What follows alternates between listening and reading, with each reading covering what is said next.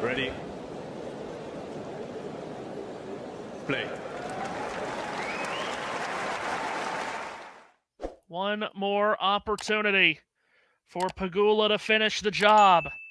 If she doesn't, you want to talk about some pressure points. We'll have them. Serve misses from Pegula.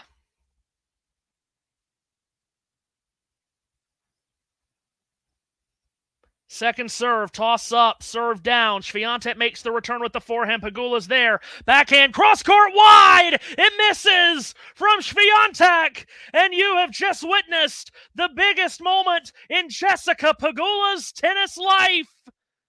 She's into the semifinals of the U.S. Open. She upsets world number one, Iga Swiatek. The underdog has come through.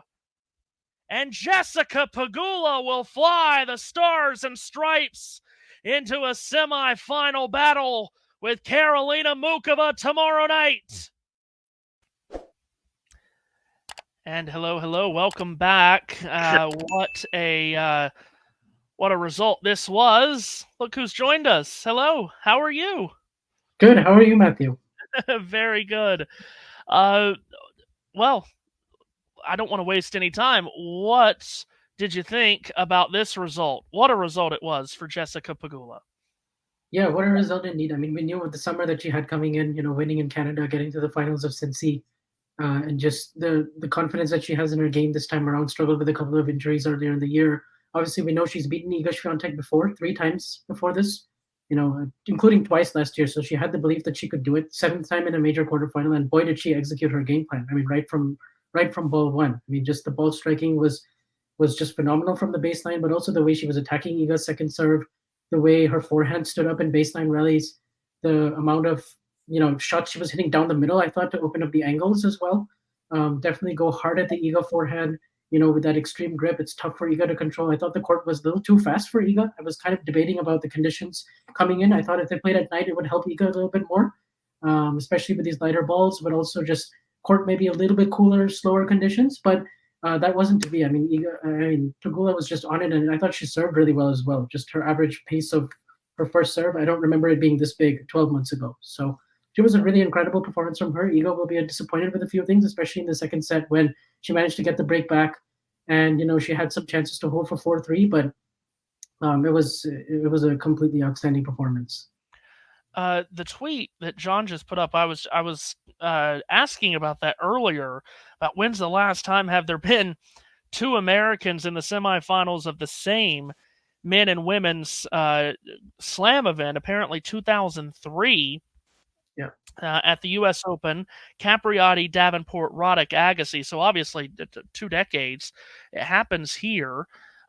So good job by John finding that, because I was asking about that earlier. What did you think about Swiatek tonight?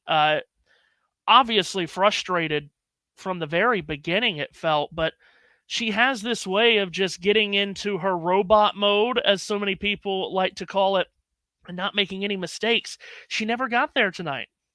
No, and it was a poor start for her. In the first game, she double faulted breakpoint down, but also just the forehand was leaking a few too many errors. Even when Pegula was just kind of feeling the conditions out, not really hitting those really hard shots that I'm talking about. I think that actually is really what helped Pegula loosen up. Is the first game that she got a lot of errors from Iga, and that kind of set the tone early.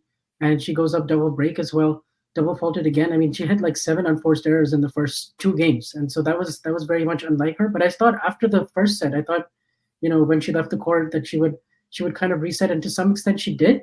But Pegula's level really never wavered throughout, and she just kept a really steady level. Whereas I thought Iga was, the poor start really hurt her. She couldn't afford to start out the way she did. Yeah, you're absolutely right. And Pegula had moments towards the end of that second set where I thought, oh goodness, she's getting a little tight. And I even said if she drops serve and it's 5-all, probably think Iga wins the second set, and you'd probably favor her to win the third. So even on a night where she was in so much control, still she had to deal with some pressure moments, and she passed those tests. Yeah, she did. I was actually thinking about that because I remember in Canada when they played in that Cotton Eye Jess match famously, last summer. Swiatek was down 2-6, 4-5, and Pegula served for the second set, and then actually got broken, lost that second set in a tiebreaker, was down 4-2, and somehow recovered and ended up winning it. But this time around, I felt like, yeah, I mean, 40 love. We already saw Iga hit two winners. The last serve was 65 miles per hour, so she was quite tight at the very end, and that was crazy. I mean, you can see on the screen here, 36 unforced errors for Swiatek. Obviously, a lot of that is also how well Jessie played and was kind of forcing her. The one other thing I wanted to highlight was Jessica Pegula's movement. I thought it's really improved as well over the last 1 year because she's staying in points a lot longer. She's using that backhand slice as well when she's on the defensive, and also she's just like from the corners, she's just very quick and explosive as well on the forehand. Like when she's hitting a running forehand, when she's hitting the forehand down the line, changing direction. So that also caused Iga a lot of problems because Iga felt like she had to press, she had to go for lines, she had to kind of you know like really go out of her comfort zone to win some of those points and flatten out a few more forehands. Whereas previously, I think she could have she perhaps pulled the trigger a bit too early, but that's good as Jess because improved movement. Yeah, she was great moving corner to corner tonight. Like you said, I'm going to put you on the spot here.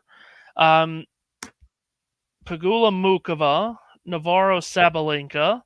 What do you think about the final four here? Who do you think is going to survive and get to Saturday?